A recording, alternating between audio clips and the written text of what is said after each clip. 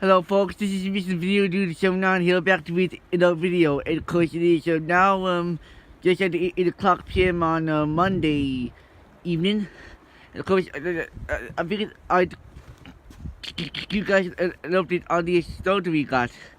You can see a few amount of snow is melted, has fallen now.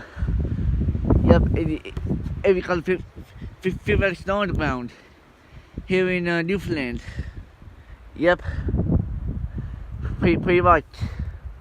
So yeah, so she's pretty much found a little bit down, but not bad. So as you can see, we got the driveway shoveled. Of course, we got a little bit snow on the what is it, driveway, and we go over here to the patio. We got a little bit of snow on the patio, and pretty much snow on the grass here too. Yep.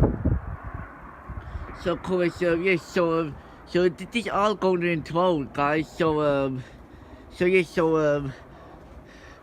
So I really hope you guys like this quick view of the snow here in Paradise, Newfoundland,